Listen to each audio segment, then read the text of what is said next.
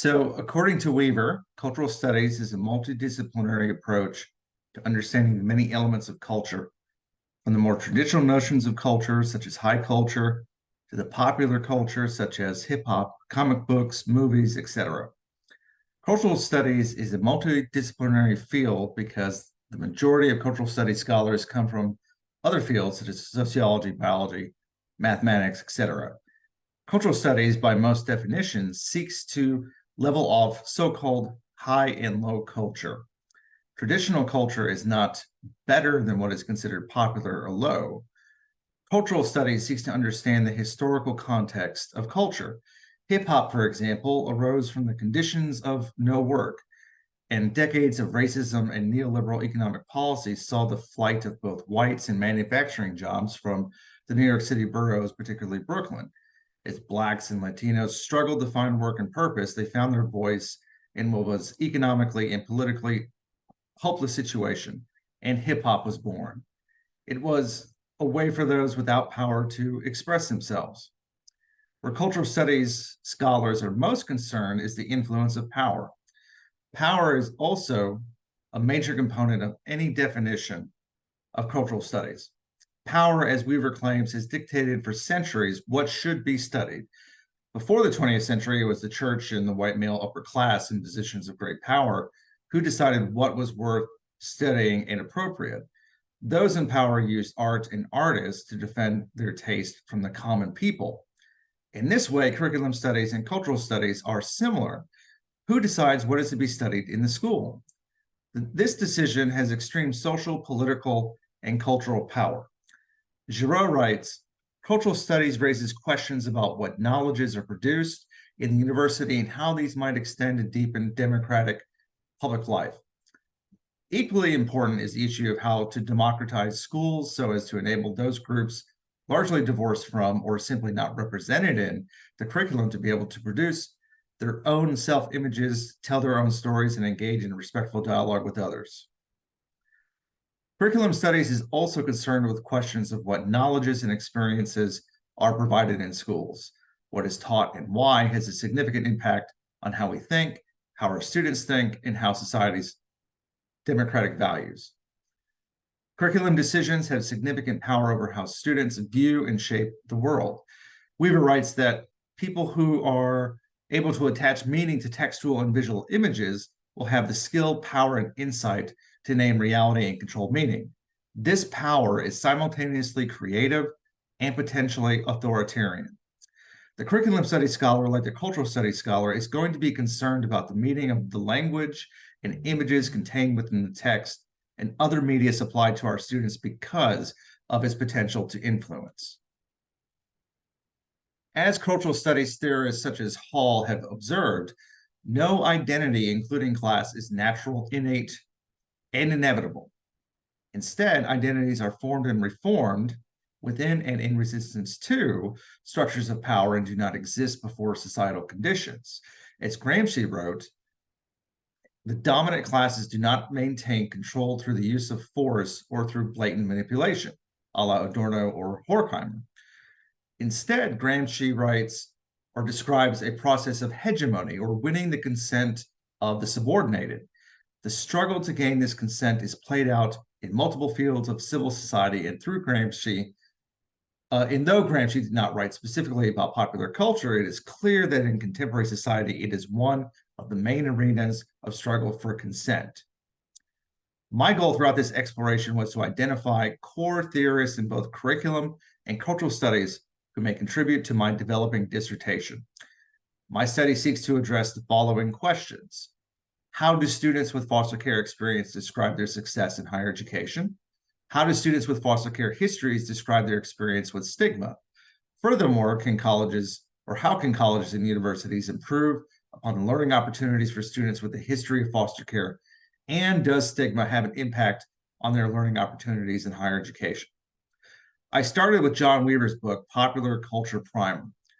I've had several courses with Dr. Weaver, and much of the work we've read and discussed in the past related to cultural studies. And in his book, he recommended that any curriculum studies scholar interested in cultural studies should start with some or all of the following. books, articles, and theorists. Some of these I cover, such as Learning to Labor, in my presentation and in my research. Also, Greg Demetriadis, I look at his work, and Henry Giroux. I cover a lot of his work as well. So first, Henry Giroux. In the past, I relied heavily on Giroux's work, and because he has had a startling focus on children, power, hegemony in the curriculum. Although I have not cracked open his entire oeuvre, I have read some of his key texts. As I mentioned earlier, my concern is the effect of stigma on students with a history of foster care and higher education. I am curious as to whether or not stigma has had an impact on the educational decisions of these students. For example, do they choose not to participate in certain activities or take advantage of resources because of how others may perceive them? Do they refrain from any part of the classroom experience because they are concerned with how others may view them once it is discovered that they have a history of foster care? According to Giroux, there is a real problem with how our society views childhood and young adulthood. It is in some ways adversarial. In other ways, childhood and adolescence is met with very real fear, and in some ways, anger and derision. I am, of course, talking about the children and young adults that do not fit the profile of white, middle-class, straight, and Christian. Children from broken families, Black children, poor young adults, all of them tend to be viewed as the antithesis of innocence, according to Giroux. Minority youth are seen as disposable, and all kids and young adults, even white suburban kids that are not picture perfect, lose their innocence in the eyes and minds of the media, authorities, and the state, and are no longer worthy of protection and support. Problem, according to Giroux, is that our culture has insidiously deemed capitalism and the free market to be the ultimate decision maker of who thrives. Fading away is a sense of responsibility for the weaker members of our society. If they cannot hack it in the free market, then it is their fault. Gone are the days of collective good. Social problems are personal problems, and if people only worked hard, then they would not be suffering or be destitute. If a Black, Latino, or poor white kid cannot survive in the economic utopia that is American capitalism and seize the multiple opportunities provided to everyone, then the problem is not a social one, it is a personal one. As local, state, and federal governments continue to cut back on social services, eliminate opportunities for the poor or minority children to advance in society and have a chance. Take a look at the most recent Supreme Court decision, which effectively eliminated affirmative action in college admissions, for proof to that effect. Adults can easily turn a blind eye to the problems facing young people because the majority are convinced it is a problem of the child's character or an issue with how they were raised or the fact that they came from a broken home. Not that neoliberal or capitalist policies have helped to pull the rugs out from the feet of millions of poor and minority families. Giroux states that neoliberalism has become the most dangerous ideology of our time. It assaults all things public, mystifies the basic contradiction between democratic values and market fundamentalism, and weakens any viable consideration of political agency by offering no language capable of connecting private considerations to public issues. What makes What makes neoliberalism so dangerous is also that it wraps itself around what many believe to be common sense. It also assaults all things public because the market provides. Anyone that wants a job and to provide for their families can. It neglects the fact that minimum wage has not been raised in over 20 years in some states. Health insurance is too costly for even those with decent incomes. And poor families and children simply do not have the same opportunities for a good or even a decent education because of where they live. Public issues are no longer public because it is only common sense that if these people wanted more or wanted better, then they can go out and get it. That, unfortunately, is nowhere near true or even possible for everyone. One reason why Giroux has become so interested in cultural studies is because he believes that educators need to understand how youth form their identities. Youth form their identities through the music they listen to, the Instagram influences they follow, video games they play, the Reddit pages they read, and the YouTube videos they watch. Understanding how these youth form their identities through media and culture is generally ignored by the school and shouldn't, because, as Giroux claims, an analysis of how pedagogy works to produce, circulate, and confirm particular forms of knowledge and desires in those diverse public and popular spheres where sound, images, print, and electronic culture attempt to harness meaning for and against the possibility of expanding social justice and human dignity. It is through cultural studies and understanding how the curriculum of popular culture shapes who these young people are that we can begin to explore, develop, and grow the possibility for social justice and human dignity. This comes back to the issue of power. School, according to Giroux, functions to affirm the Eurocentric patriarchal histories, social identities, and cultural experiences of middle-class students, while either marginalizing or erasing the voices, experiences, and cultural memories of so-called minority students. Throughout our schools, for many poor and minority students, the curriculum is completely and utterly irrelevant to them. Daily, the realities of discrimination, oppression, or historical lack of social services and support are overlooked. The daily lives and existence of these students in the classroom are ignored. The language of the oppressed is overlooked, and their social identities are marginalized. Giroux also argues that cultural studies is vital for the education of students because it helps them to engage and understand the language of resistance. Language is important to cultural studies because we come to understand how certain words and their meanings have secured the marginalization of certain groups and even produced certain behaviors. Cultural studies raises questions about what knowledges are produced in our schools, and by examining the language in the curriculum, the media, and the authorities, we can develop a better understanding of democratic life and even resist hegemonic influence. Bell Hooks wrote that, "I have found that students are much more engaged when they are learning how to think critically and analytically by exploring concrete aspects of their reality, particularly their experience of popular culture." Cultural studies, according to Hooks, calls attention to race and similar issues and gives them renewed academic legitimacy. And it is rapidly becoming one of the few locations in the academy where there is a possibility of interracial and cross-cultural discussion. The reality is that children and young people are under attack, either through economic policy, the Supreme Court, society itself. It is the belief of many that a lack of means equals a lack of character. Through cultural studies, students can begin to understand and engage with ideas outside of the dominant white, straight, and male curriculum and begin to have a dialogue which seeks to understand the differences.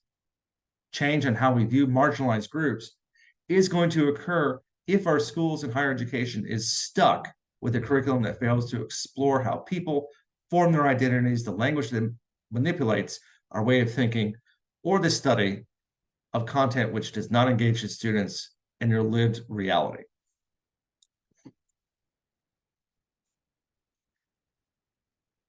Paul Willis's Learning to Labor has been on my shelf for some time now, and I finally had the opportunity to read it.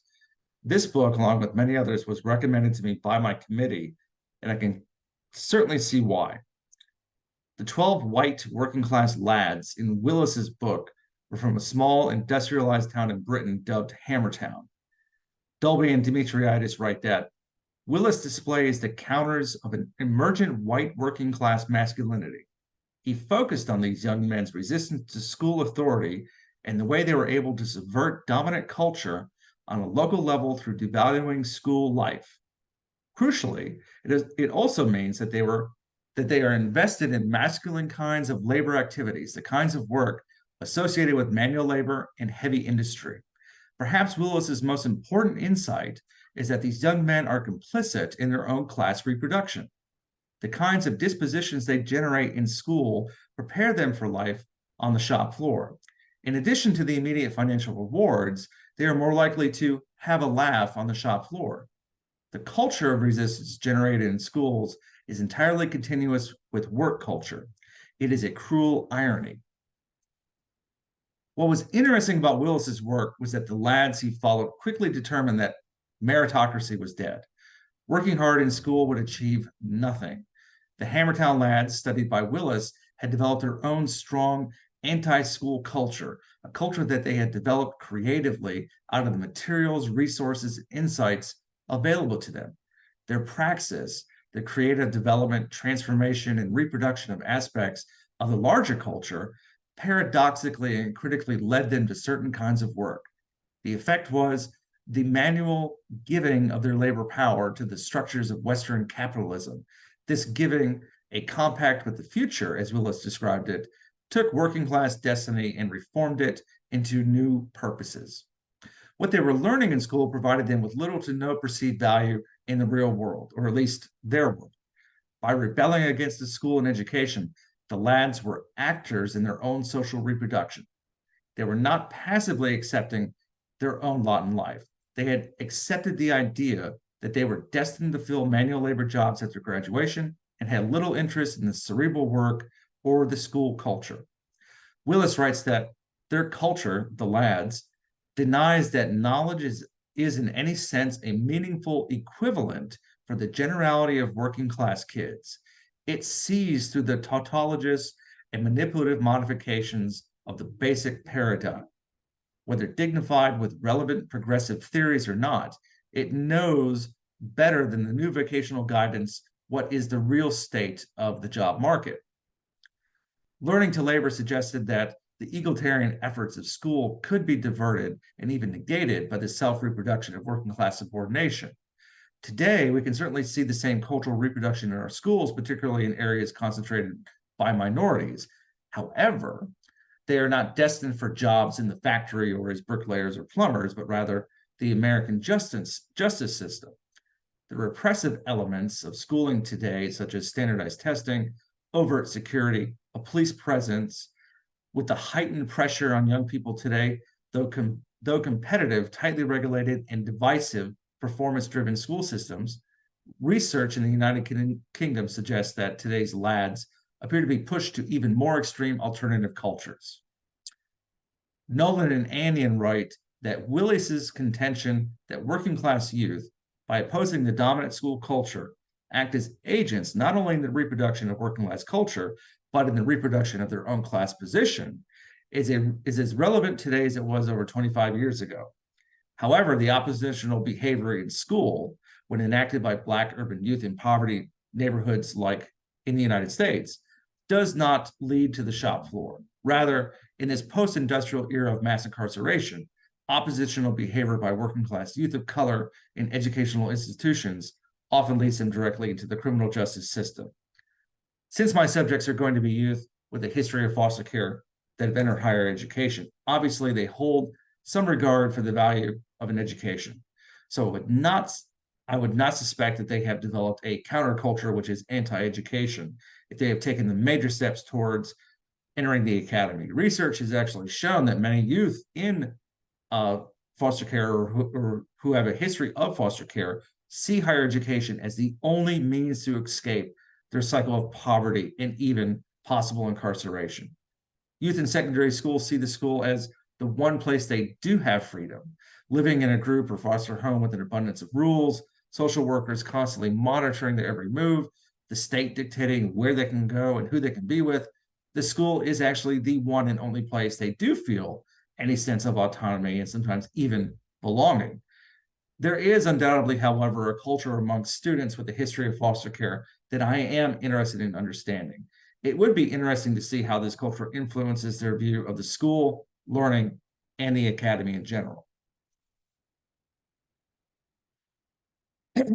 I was first introduced to Demetriadis's work, again, through one of Dr. Weaver's classes and his work in both Performing Identity, Performing Culture, and his book, Friendship, Cliques, and Gangs, was of great interest to me. And those were the books I reviewed for this exploration.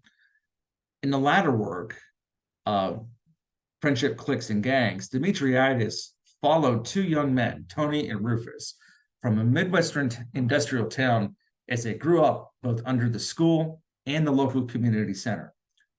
Demetriadis was interested in how these young men fashioned notions of self and community and identity outside of the school and in ways that educators and researchers largely ignore. These young men were developing skills of interest outside of the classroom, which proved to be of greater value to themselves and their way of life. Both Tony and Rufus saw school as a place where they were continually divided and sorted into meaningless categories.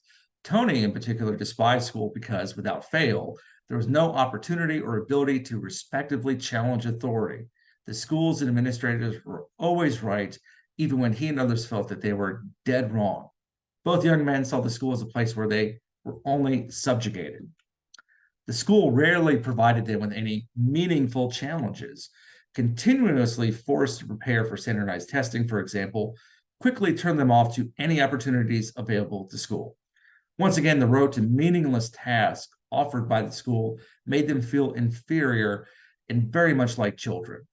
Demetriadis writes that, specifically, I look at the particular salience of a local community center in both their lives, Rufus and Tony, how this site opened up unique, validated pathways to success in their lives, as well as how real-world vicissitudes largely subverted their success.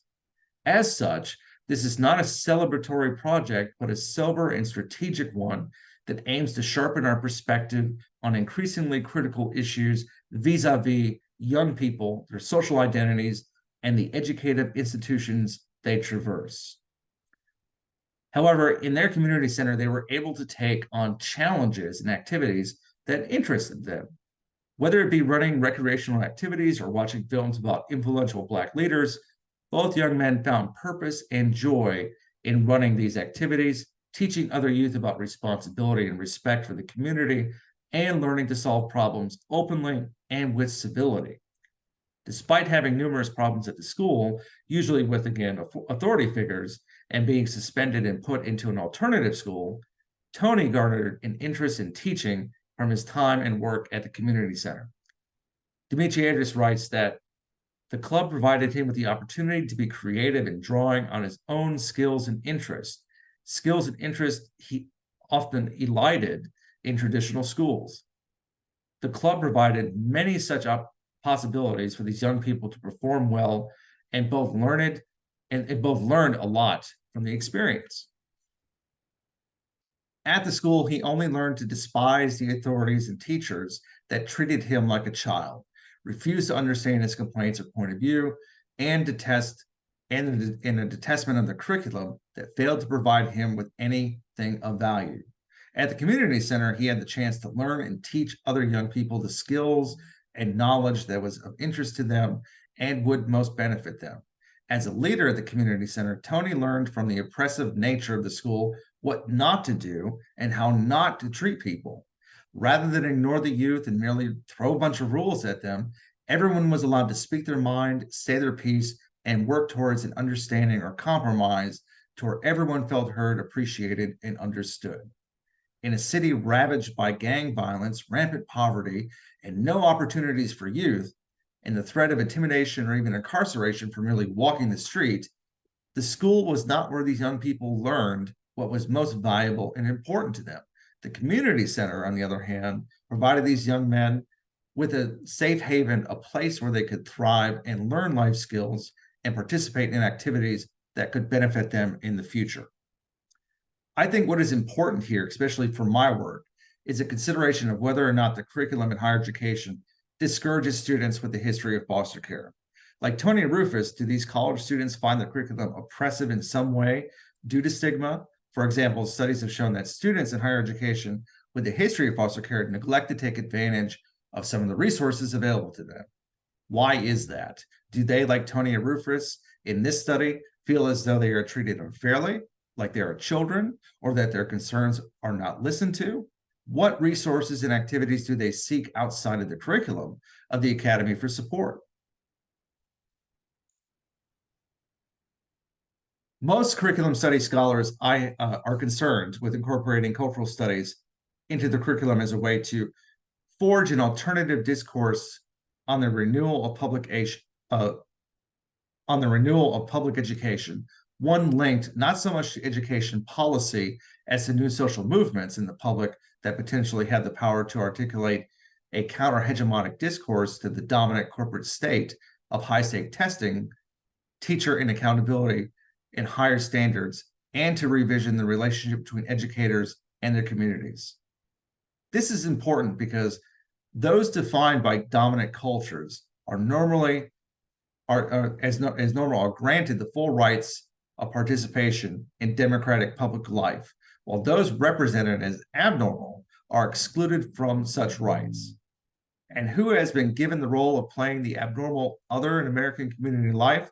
Well, the list is long, but it certainly includes those marginalized by class, race, ethnicity, language, sexual orientation, gender, lifestyle, and other markers of difference.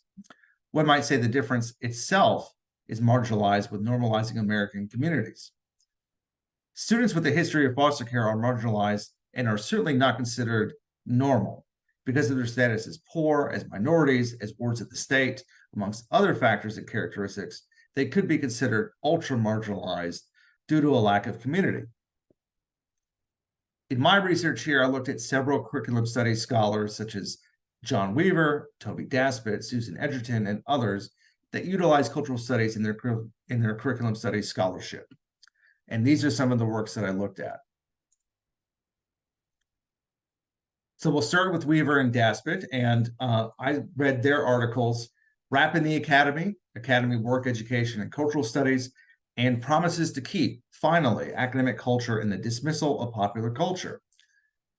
Weaver and Daspit argue that higher education is too quick to dismiss popular culture as lowbrow and unworthy of our study or incorporation into the curriculum. Most, they argue, seem to subscribe to what Adorno and Horkheimer said about popular culture, and that popular culture is merely a tool for the corporations and fascists to manipulate the masses. Adorno wrote later, after revisiting his thoughts on the culture industry, that the progressive technical domination of nature becomes mass deception and is turned into a means for fettering consciousness.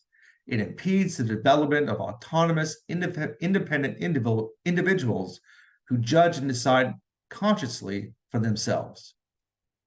Weaver and Daspit believe that in order for democracy to develop and improve, intellectuals have to treat popular culture with the utmost respect and seriousness. Without this respect, the wills of the people will be ignored and embraced, thereby assuring that academics will fail again and again to keep their promise of nurturing a democratic nation. Both Weaver and Daspit considered rap and hip hop culture to be a gateway for the academy to nurture democracy, where educators, administrators, and scholars see the cultural manifestations as insignificant. Weaver and Daspit see vast potential and possibilities for learning and teaching. Mark Lamont Hill, for example, writes about his experience teaching a hip hop special topics class in a writing course in high school. How did the literacies of hip hop authorship, he writes, expand on traditional notions of literary analysis and canonicity? How could the notion of hip hop cipher, which marks the democratic ethos of hip hop culture, allow us to reimagine classroom participation? What Hill discovered in his classroom work was that the students responded not only positively to the poetry of hip hop, as opposed to the typical works of the white Eurocentric canon, but had a greater interest in learning how to critically analyze the work, the language, and the themes presented in each song. Teachers, according to Holm and Daspit, are in competition with popular culture. So in order to teach critical thinking, it is important that educators include in the curriculum works of popular culture that are important to the students. As Bell Hooks said, students are much more engaged when they are learning how to think critically and analytically by exploring concrete aspects of the reality. Rap and hip hop, like popular novels, video games, and other forms of media and entertainment, can provide some avenue for critical and analytical thought.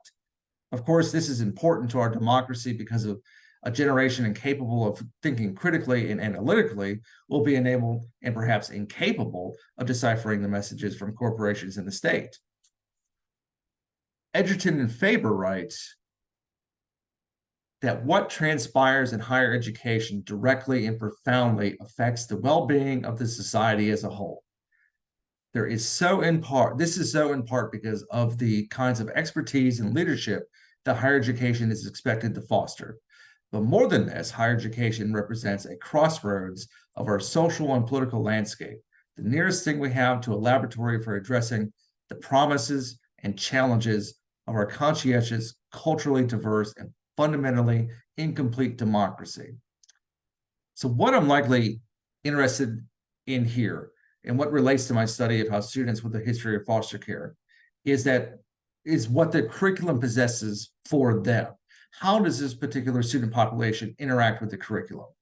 Weaver and Daspit argue that we need to take popular culture seriously, not push it towards the margins.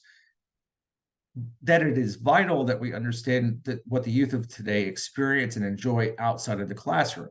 So does the curriculum engage students with a history of foster care, or does it in any way contribute to a feeling of stigma? Or are they comfortable participating in a classroom environment with a curriculum that fails to identify with them, engage them in a meaningful way? Like the youth in Dimitriadis' study, or Willis's study, or even Hill's study, does their curriculum have any value to them other than completing the required credits to eventually or hopefully graduate? And this leads me into Edgerton's work.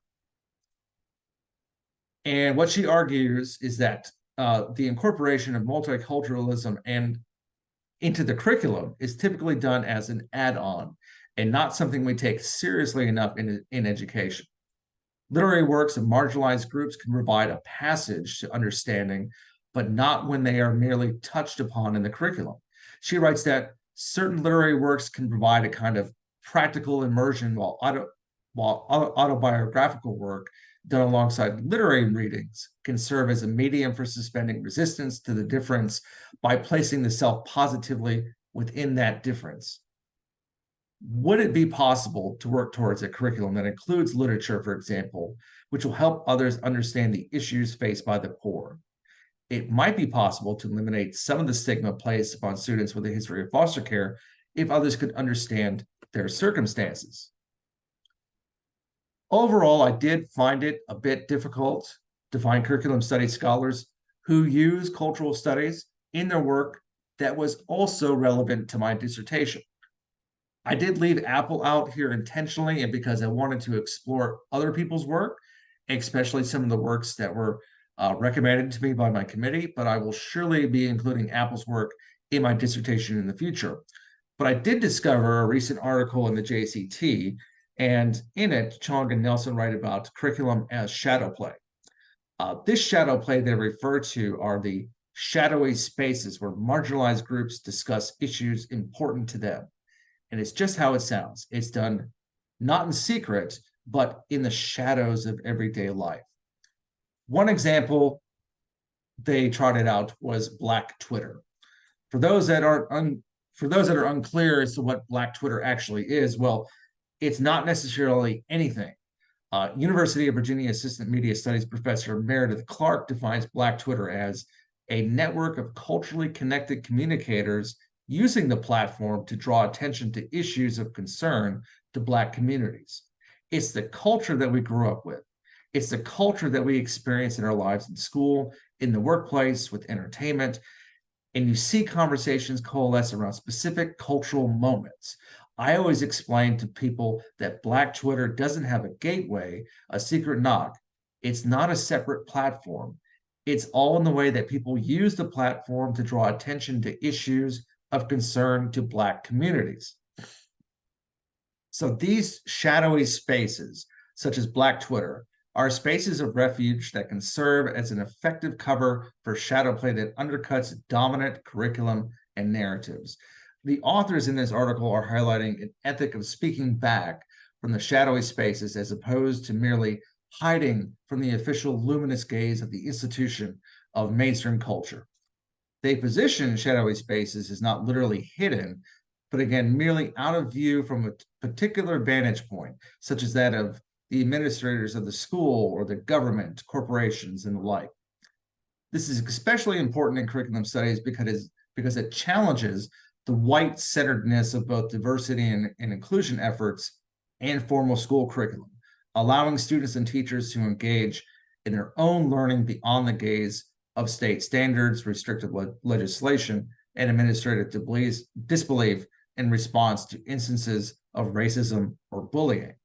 So how does this relate to my study? I not only found this to be very interesting to read, but it made me curious about what students with the history of foster care talk about in these shadowy spaces and away from prying eyes of the state or their caregivers or educators. It is easier for these young people to remain in touch and connected through social media and other digital spaces today.